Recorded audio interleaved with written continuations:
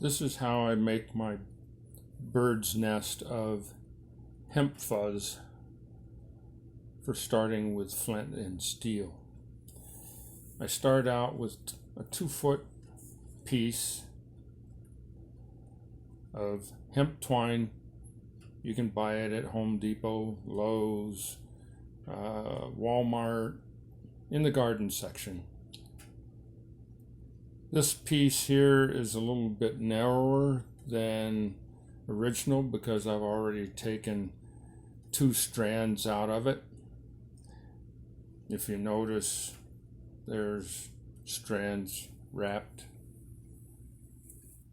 So what I do is I separate out 1 strand from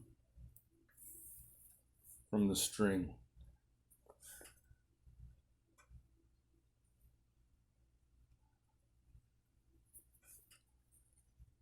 It doesn't take very long. It's not very difficult.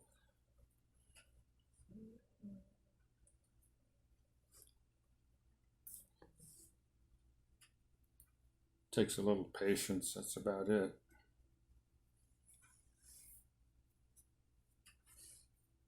This stuff is highly flammable when it's fuzzed.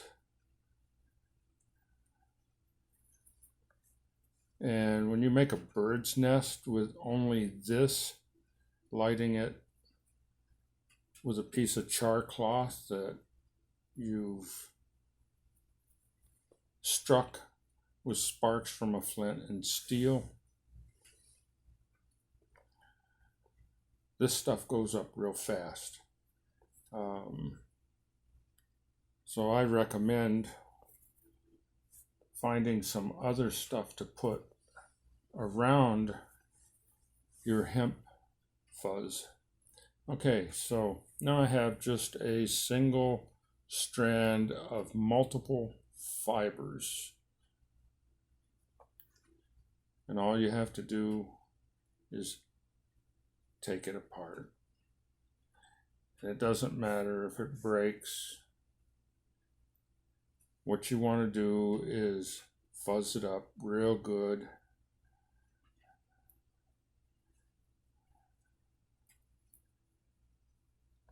See, like so.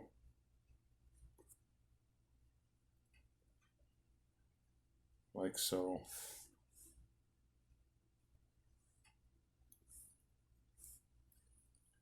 Just do the whole thing that way.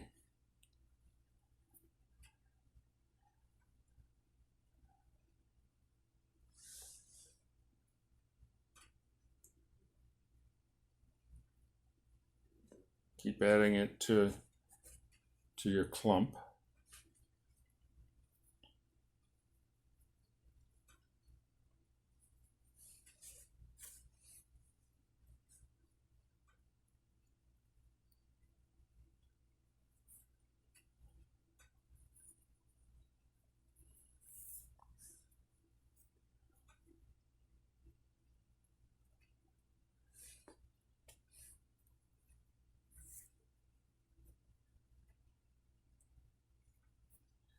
Now, I learned this technique from a YouTube channel called Townsend and Son.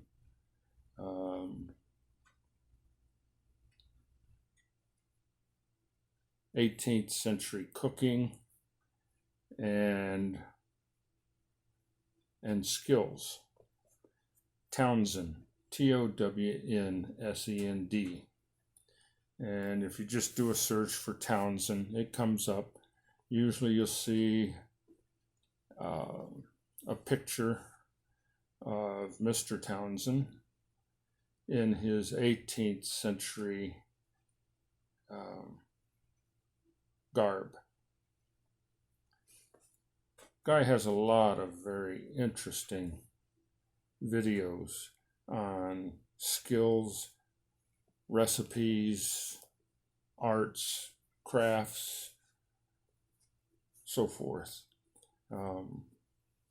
He's quite the historian. he researches a lot